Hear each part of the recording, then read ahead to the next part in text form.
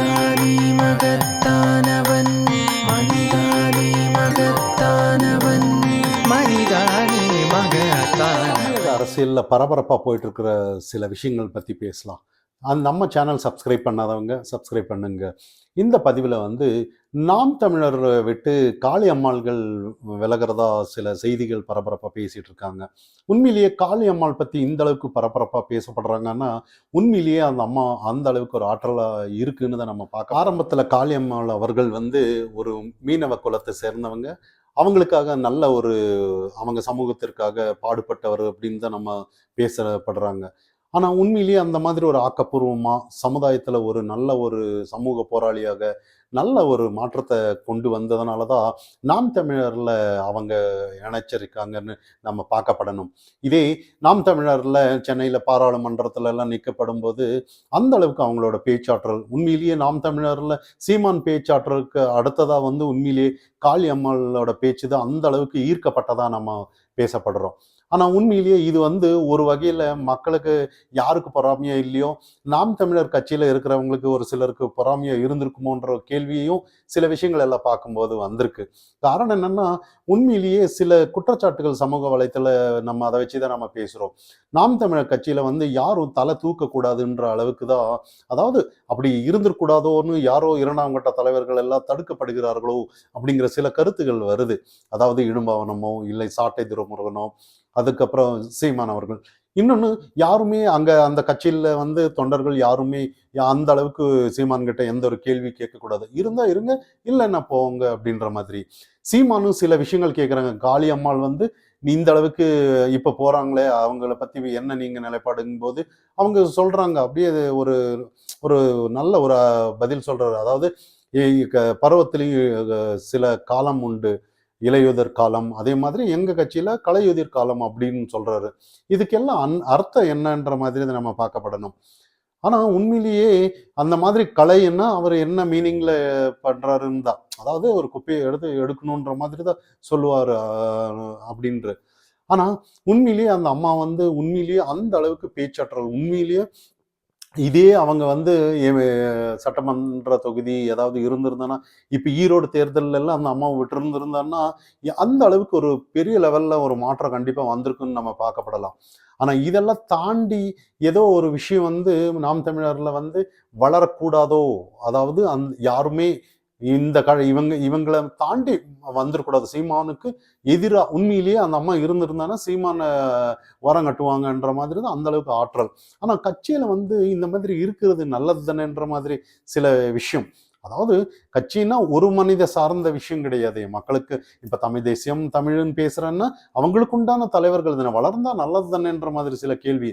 ஆனா இங்க வளர்ந்தா ஓரம் கட்டுகிறாரோ, இல்ல யாரும் கேள்வி கேட்க கூடாது, இருந்தா இரு இல்லைன்னா போ, வந்தா வா வருக வருகாம்பாங்க, இல்லைன்னா நன்றி மிக்க நன்றி போங்க போங்கன்று ஒரு சில விஷயங்கள் அவங்க சொல்றாங்க பத்திரிகையாளர் முன்னாடி. ஆனா இதெல்லாம் ஒரு ஆக்கப்பூர்வமான விஷயமானு நம்ம பேச முடியாது. இருந்தாலும் அந்த அம்மா அவங்க நிறைய ஒரு ஆற்றல் மிகுந்த நம்ம அவங்களுக்கு சப்போர்ட்டுன்னு இல்லை. ஏன்னா இந்த அளவுக்கு அவங்க பேசப்படுறதுனால கட்சியில இருந்திருந்தாலும் இன்னும் நாம் தமிழர் எங்கேயோ போயிருக்குன்ற மாதிரி தான். ஆனா இன்னும் சில கேள்விகள் நம்ம கிட்ட வருது. இந்த கட்சி வளரக்கூடாதா, இல்ல அப்படியே ஒரு கட்ட வரைக்கும் அப்படியே போகணும், அங்கிருந்து நல்ல தொண்டர்கள் நல்லா உழைப்பாங்க, அப்புறம் போயிடுவாங்க, மறுபடியும் சில தொண்டர்கள் உழைப்பாங்க, அப்படியே போயிடுவாங்கன்னா அப்போ ஒரு நீண்ட நாள் பயணமா இருக்க முடியுமா, அதாவது நிரந்தரமா அப்படிங்கிறது இங்க ஒரு கேள்வி. ஆனா இதே காளியம்மாள் அவர்கள் இதே தனியா இருந்து ஒரு கட்சி ஆரம்பிச்சிருந்தாலும் கூட உண்மையிலேயே ஒரு 4-5 வருஷத்துல உண்மையிலேயே தனித்து அவங்க பெரிய லெவல்ல வரலாமாங்கிறது அந்த அளவுக்கு ஆற்றல் இருந்திருக்கு. ஆனா அவங்க வாழ்க்கைய வேஸ்ட் பண்ணிட்டாங்களோ அப்படின்ற மாதிரி சில கேள்விகள் இங்க வருது. ஆனா உண்மையிலேயே அதுதான் நல்ல தொண்டர்களுக்கு இல்ல சரி நல்ல ஒரு ஆற்றல் மிகுந்தவருக்கு சரியான பாதை கிடைக்கலன்னா இந்த மாதிரி தான் சில விஷயங்கள் நடக்கும். அதனால நல்ல ஆற்றல் இருக்கிறவங்க அவங்க எல்லாம் சரியான பாதையை நோக்கி போகணும்னா அந்த அளவுக்கு ஒரு தன்னிச்சையா சில செயல்பாடுகளை எடுக்க தெரியணும்.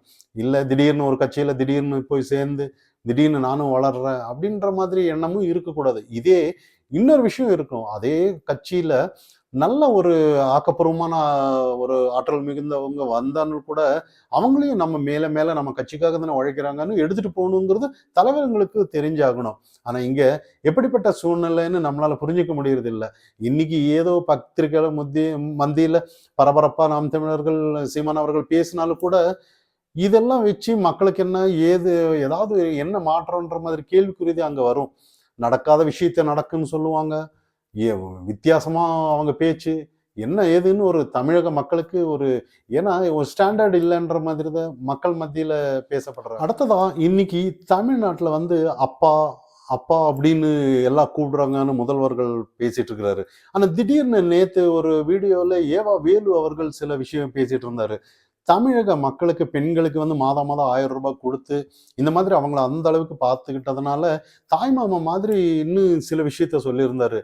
அப்போ இந்த இடத்துல நம்ம முதல்வருக்கு எத்தனை பேர் பாருங்க. அதாவது தளபதின்னு இருந்துச்சு, அப்புறம் அப்பான்னு இருந்துச்சு, இப்ப தாய்மாமான்னு இருக்குது. அப்புறம் டிடிவி தினகரன் வந்து இந்த மாதிரி மக்கள் வந்து அப்பா, அப்பான்னு எல்லாம் கூப்பிடுறாங்கன்னு சொல்றாரே முதல்வர் அவர்கள். உங்களோட கருத்து என்னங்கும்போது, தாத்தான்னு கூட கூப்பிட்டுருக்கலாம்.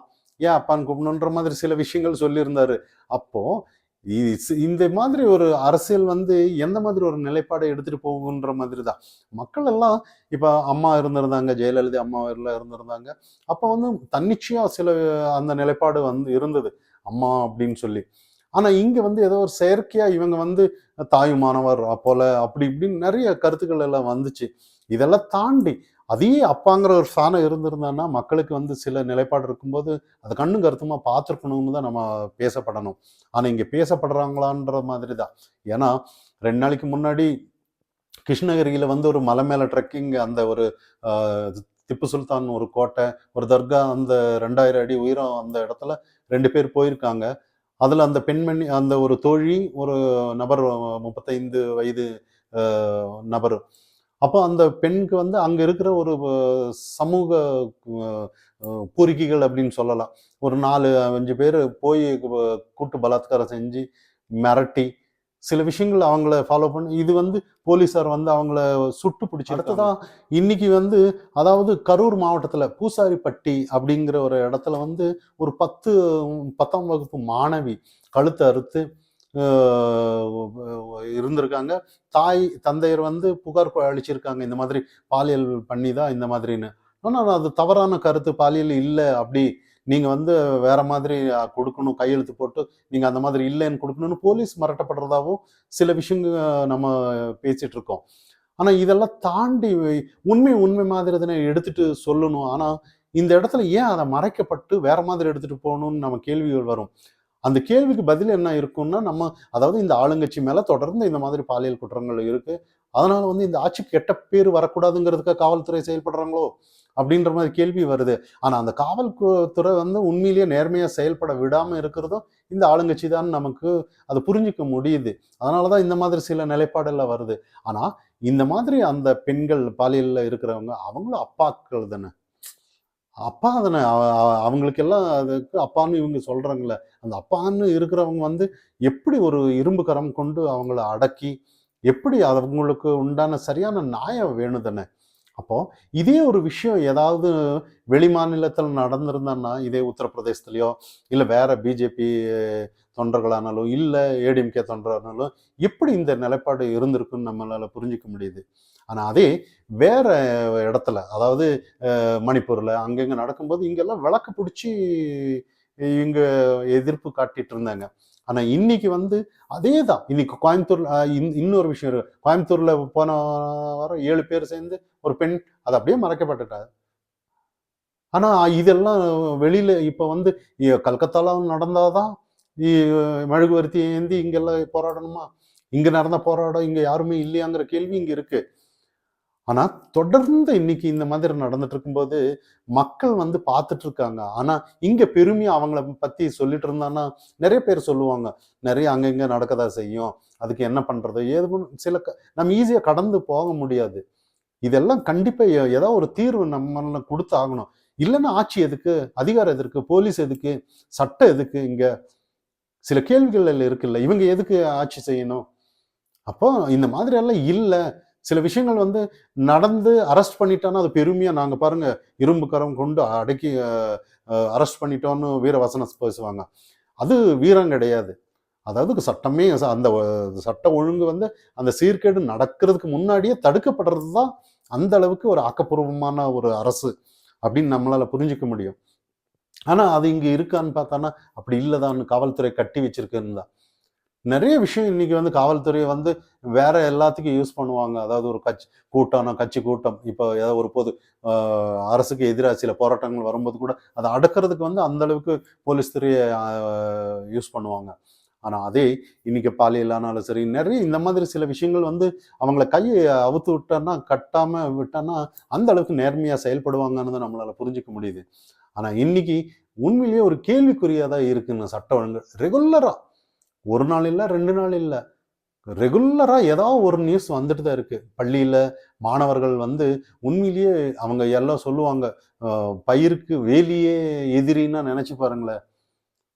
பாதுகாப்பாக இருக்கிறவங்களே அந்த இடத்துல பிரச்சனையா இருக்கும்போது, அப்ப இதெல்லாம் ஒரு சட்டம் வந்து சரியான ஏதாவது ஒரு பகிரங்கமான ஒரு தீர்வு எடுத்துட்டு வந்தா தான் இங்க முடியும். ஆனா இங்கெல்லாம் அப்படியெல்லாம் ஒண்ணும் செய்யாம நாங்க ஸ்காட்லாந்து போலீஸ்க்கு இணையா நாங்க இரும்பு கரம் கொண்டு அப்படி இப்படின்னு எல்லாம் வசனம் சொல்லிட்டு இருந்தோம்னா, இன்னைக்கு பிராக்டிகலா அது இல்லையேங்கிற கேள்விதான். ஏன்னா மக்கள் பார்த்துட்டு இருக்காங்க அந்த நெறைய விஷயங்கள். அப்போ இந்த இடத்துல வந்து அரசு வந்து உண்மையான நிலைப்பாட்டு எடுக்காம, இந்த மாதிரி நடக்கிறது ஒண்ணு, அவங்க தன்னைத்தானே பெருமையா பேசி, அமைச்சர் எல்லாம் எந்நேரமும் புகழாரம் பேசுறதுலயே இருந்துட்டு இருந்தான்னா, ச அவங்க அவங்க கடமைய சரியா செய்யலைன்னா, அடுத்த ஆட்சின்னா மக்கள் கேள்விக்குறியா இருக்குதுண்ணா. மக்கள் கேள்வி கேட்பாங்களா இல்லையா? அப்படி இல்ல, கேள்வி கேட்கல அப்படிங்கிற எண்ணம் இருக்கா என்னன்னு தெரியல அரசியல்வாதிக்கு. மக்கள் தானே அவங்களுக்கு காசு குடுத்தோம்னா, அடுத்த எலக்ஷன்ல வந்து அப்ப பார்த்துக்கலாம். இப்ப பிரச்சனை இல்ல. எலக்ஷன் வரும்போது அவங்களுக்கு காசு குடுத்துட்டோம்னா, அந்த மாதிரி வந்து மட்டத்தரமா நம்மள யோசிச்சுக்க வச்சுட்டாங்களோன்னு தான். அப்படி இருக்கிறதுனால தான் இந்த அளவுக்கு அசால்ட்டா இருக்காங்களோன்ற மாதிரி. இவங்க என்ன பண்ணாலும் காசு குடுத்தா, ஓட்டு போட்டு போக போறாங்க. எதுக்கு இவ்ளோ டயர்ட் ஆயி இவங்களுக்காக இது பண்ணணுன்ற ஒரு எண்ணம் இருக்கான்ற மாதிரி தான். ஆனா அது என்னைக்குமே அது நிலைக்குமான்னு பார்த்தானா, அது கட்டாயமா அது என்னைக்குமே நீடிக்காதுன்னு தான். என்னைக்கு இருந்தாலும் மக்கள் ஒரு நாள் விழிப்படைய தான் செய்வாங்க. மனிதனே